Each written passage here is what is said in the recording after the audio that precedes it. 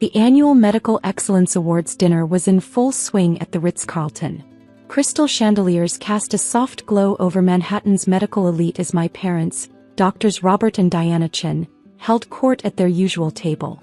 I sat quietly at my assigned seat near the back, watching my mother gesture animatedly about their latest achievement, a potential merger between their prestigious Chin Medical Center and the larger St. Augustine's Hospital network. Emily's still running that little neighborhood clinic. I overheard my mother tell the chief of surgery from Mount Sinai. Such a waste of her education. We offered her a position at Chin Medical, but she insisted on playing small-town doctor. I sipped my water, thinking about my little clinic, Riverside Community Health. What my parents didn't know was that over the past 7 years, while they were focused on their luxury medical center's profits, I'd been building something far more significant. Did you hear about Emily's latest project? My younger brother Michael, their pride and joy, chimed in. She's trying to expand her clinic to serve more low-income patients. As if that's what medicine is about. My phone buzzed quietly, a message from Sandra, my chief of operations. Final paperwork complete. The network merger is ready. Should we proceed with tomorrow's board meeting? I smiled, thinking about the past few years. While my family thought I was wasting my potential, treating everyday patients, I'd been quietly building the largest network of community hospitals on the East Coast. Through strategic acquisitions and partnerships, Riverside had grown from 1 clinic to 37 facilities across 3 states. Most importantly, we'd recently acquired controlling interest in St. Augustine's Hospital network, the very system my parents were desperately trying to merge with. Speaking of the merger, my father stood, tapping his glass for attention. We have an exciting announcement. Chin Medical Center will soon join forces with St. Augustine's, creating the most exclusive medical network in the city. If the board approves it, muttered Dr. Thompson, an older surgeon who'd never quite fit into my parents' elite circle. He was one of the few who knew who really controlled St. Augustine's now. Oh, that's just a formality, my mother waved dismissively. The chairman would be foolish to reject such a prestigious partnership. My phone buzzed again. St. Augustine's board members are all confirmed for tomorrow's meeting. Press release drafted for your review. Emily, Michael called out, his voice carrying across the room, you should really consider coming back to real medicine. When the merger goes through, we'll need all hands on deck. I stood up slowly, smoothing my simple black dress. Actually, Michael, about that merger. Please, my mother interrupted, don't tell me you're going to lecture us about community access again. This is business, dear. Something your little clinic clearly hasn't taught you about. Dr. Chin, a voice called from the doorway. It was James Barrett, St. Augustine's CEO. The board chairman has arrived for your merger discussion. My parents straightened eagerly, looking toward the door. But Barrett walked straight to my table. Dr. Emily Chin, he nodded respectfully. The board is ready whenever you are. The silence that fell over the room was deafening.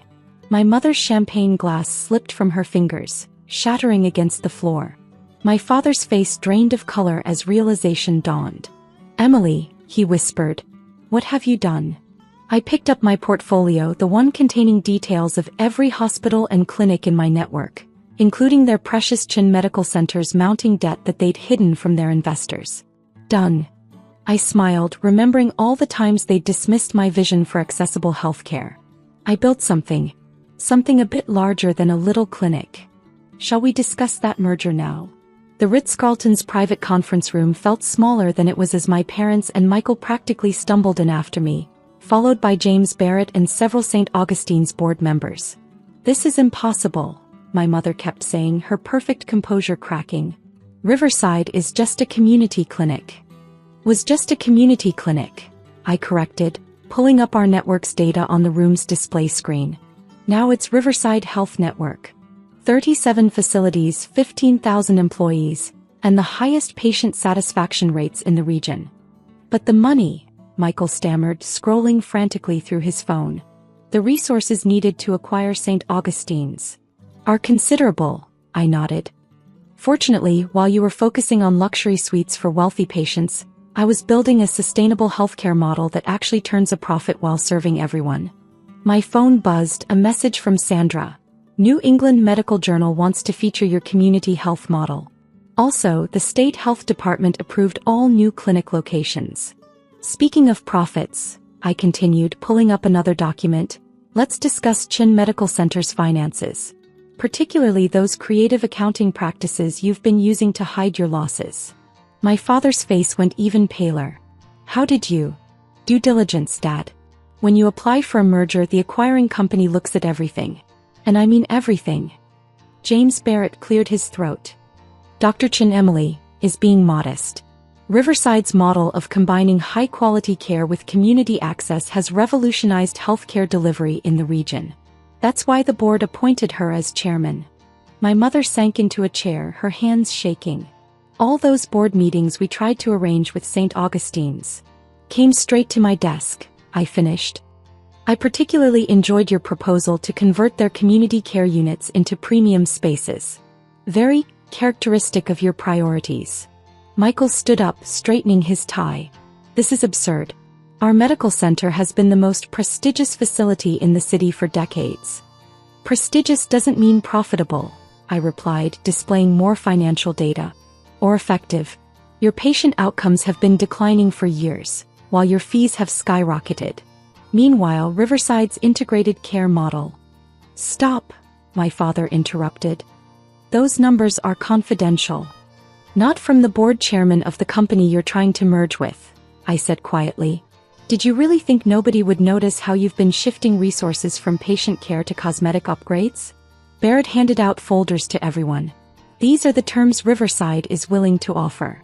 As you'll see, they're more than fair considering your current financial situation. My mother flipped through the pages, her face shifting from shock to outrage to resignation. You're not just acquiring us. You're completely restructuring our entire operation. Yes, I confirmed. Chin Medical Center will maintain its name, but its services will be integrated into our community care model. No more turning away patients who can't afford your premium fees. But our reputation, Michael protested, will improve, I cut in, when people see that quality healthcare can be accessible to everyone. Our network success proves it. My phone buzzed again, governor requesting meeting about expanding the Riverside model statewide. Who representatives arriving next week to study the program. My father looked up from the documents, his voice heavy with realization. You built all this, while we thought you were just a small clinic doctor? I finished. Yes. Because unlike you, I believed healthcare should be about helping people, not just helping profits. The room fell silent as they continued reading through the merger terms. Their entire carefully constructed world of exclusive medical practice was about to change fundamentally. The press conference is scheduled for tomorrow morning, Barrett added. The headline Community Health Network Revolutionizes Cities Healthcare is already written. My mother looked up, tears in her perfectly made-up eyes. Emily, why didn't you tell us? I stood by the window looking out at the city lights. Would you have listened? Or would you have dismissed it as another one of my idealistic projects? The next morning I stood in my real office, the top floor of Riverside Health Network's headquarters. The wall of windows offered a clear view of Chin Medical Center's building, its imposing facade somehow less impressive in the morning light. Dr. Chin, Sandra entered, tablet in hand. The press is assembled in the conference center. Your family is here for the final signing. I nodded, remembering how many times they'd made me wait outside their offices when I tried to discuss community healthcare initiatives. Send them in. They entered looking distinctly uncomfortable in my modern, efficient space, so different from their wood-paneled old-money medical offices. Gone were their usual condescending expressions, replaced by something that looked almost like embarrassment. Before we sign, I said, turning on the wall of screens, let's see what we've actually built at Riverside. Real-time data flowed across the displays. Patient care metrics, treatment outcomes, community health improvements. Every number told a story of lives changed, of healthcare transformed. Your preventive care program, Michael said quietly, studying the figures. It's reduced hospital readmissions by 60%. Yes, I confirmed. Turns out when you make regular healthcare accessible to everyone, they don't end up in emergency rooms as often. Amazing, isn't it? My phone buzzed, a message from the CDC, requesting nationwide implementation study of Riverside's community health model. Urgent meeting needed. My mother picked up our latest quarterly report, her hands trembling slightly. These patient satisfaction scores, they're higher than any luxury hospital in the country. Because we treat everyone with dignity, I explained. Not just the ones with premium insurance. Sandra entered again. Dr. Chin, the Community Health Advisory Board has arrived. They're waiting to meet the new integrated network leadership. My father looked up sharply. Community Health Advisory Board? Yes, I nodded. Real people from the communities we serve. They help ensure we're meeting actual needs, not just chasing prestige. They'll be part of Chin Medical's new governance structure too. I pressed a button and more data filled the screens. Lives saved, children vaccinated, chronic conditions managed, all at a fraction of traditional healthcare costs. This is what modern medicine looks like, I continued.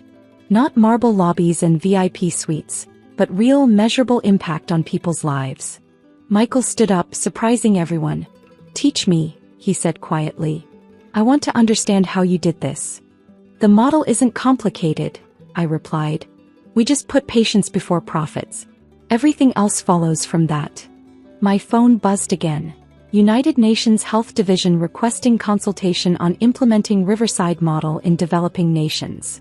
Your brother's right, my father said, his voice heavy with realization. We've been doing it wrong all these years. Not wrong, I corrected. Just incomplete. Healthcare isn't just about treating patients, it's about healing communities. My mother dabbed at her eyes with a monogrammed handkerchief.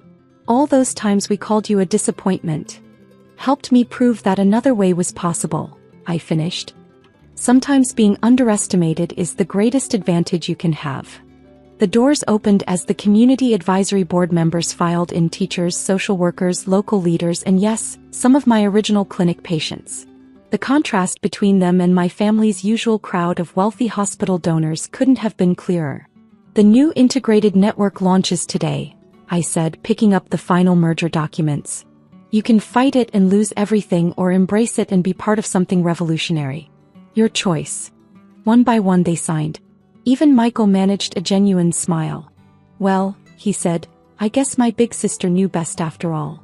As the press conference began downstairs, I caught my reflection in the window. No longer the small clinic doctor they'd dismissed, but the woman who'd transformed their elite medical center into something truly meaningful. Sometimes the greatest success isn't in proving others wrong, but in showing them a better way to be right. And as I took my place at the podium, I knew this was just the beginning of how we would change not just Chin Medical Center, but the very nature of healthcare itself. Standing there, facing the world's media, I was no longer Emily Chin, the family disappointment. I was Dr. Emily Chin, the woman who'd built a healthcare revolution while they weren't looking. And this was only the beginning.